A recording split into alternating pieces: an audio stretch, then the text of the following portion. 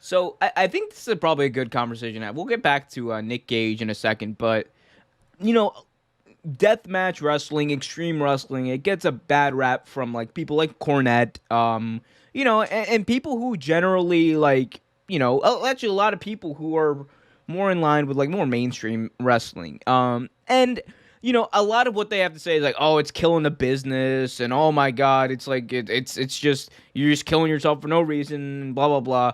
And so for me, I don't see it as killing the business per se, right?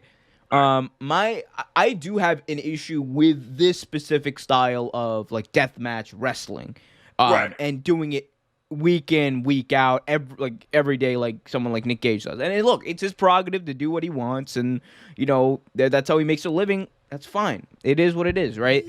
But see, for me, it's one of those things where this thing is true to an extent, right? Where it's like it slowly ups the ante every single time, right? Like every single time fans see like this kind of stuff, like light tubes and whatever, it slowly ups the ante. And especially when this is like all you do, or this is what you're known for, like CZW or all these other XPW, all these other extreme like wrestling promotions. I think it gets to a point where it's not sustainable, because eventually, like, you've seen someone go through a light tube, like table Yeah. death thing, whatever, like 100 times, right? It's probably still gonna be cool, but it's gonna be no different to I think one of those fans than like a regular table bump to the average wrestling fan to an extent, Right. right? Right. So for me, it's like one thing is like I just don't see it. I just don't. It's weird. I just don't think that's a sustainable thing for not only the fans but for your body, if you're a deathmatch wrestler doing it every week, and if that's all you do. I do think it's one of those things where it doesn't, like, I don't care about people who say, oh, it hurts wrestling. That's in the eye of the beholder, right? But for me, it's more of a just a thing about sustainability. Eventually you're gonna up the ante, probably too far, or eventually it's gonna just get old. And like, well, what's the next big step? Like, how do you like? What's the next big step over? Like lithium light tubes on fire through a table with a barbed wire like ring rub. Like, what's the next step above that? I don't know. And look, these guys are creative, man. I'll give them that. They're creative, but for me, it's just also like for the wrestlers too. It's like one of those things where it's like, man, like this, that, like you're doing this week, like every day in, day out. Like that takes so much out of you. Like, yeah, It's funny you mentioned that though, because I feel the same way about it as well. Like it's kind of like, okay, so it's kind of like anything, right? Like in wrestling, you have this one match, and you have to do something else that's higher than that. So you have to do something else higher than that. So you do the Iron Man match, that's 60 minutes. Okay, cool, let's do that. Then we move over here. Uh, 2 out of 3 falls. Let's do that. Then we do the no holds barred matches. Then we move to the unsanctioned matches. Then even WCW way back when had the scaffolding matches, when you have wrestlers fighting on top of scaffolding and they fall down off the scaffolding and onto pads and shit. Then you move to war games and so forth and so on, and you have to keep up in the ante. With deathmatch, it's already so fucking ludicrous. How far can you go without someone losing a head? Like seriously. Like, I mean, and it sounds funny to say, but like seriously, no, you're how far right. You're right. You're can you 100% go right. until somebody loses a leg or loses a limb? I know the death match that we went to, it was bring your own weapon. So you had guys in like on the side that brought weapons Oh for dear. these people to use. Like there was a baseball bat with a plastic baseball bat with a saw blade in it. Then you had like 2x4s wrapped in barbed wire with nails and shit. Then you had one that I thought was really fucking hilarious. It was a baseball bat that had thumbtacks glued to it. Jesus Christ.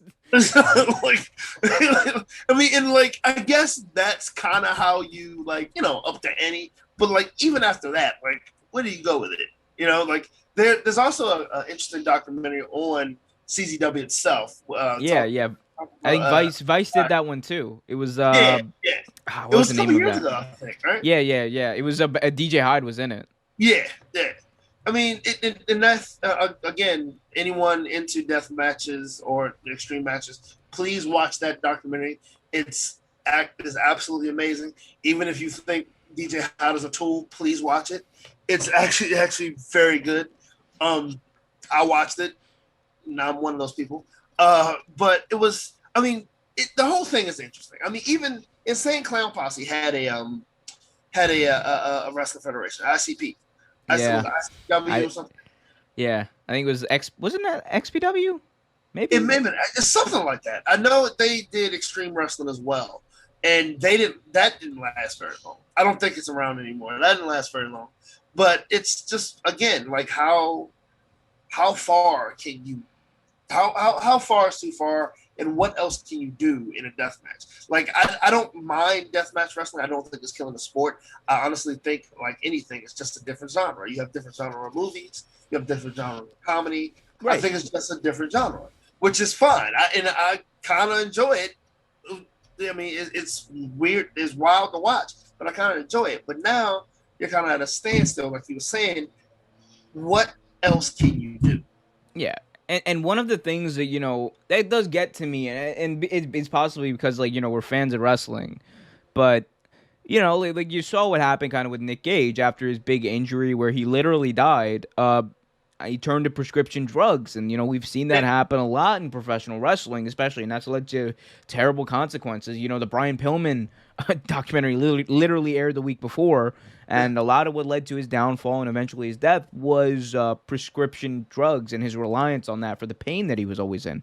With deathmatch wrestlers, Dick Gage specifically said, like, yeah, man, like, I was in a lot of pain, and that's where you turn to when you're in a lot of pain, and so like I know how many other deathmatch wrestlers have done the same thing, like Nick Gage's brother, like I think he even had problems with substance abuse and whatnot. So you know, I don't hate at all. It's like just one of those things. I have reasons to why I don't prefer like that as a sustainable every week, every day style of wrestling.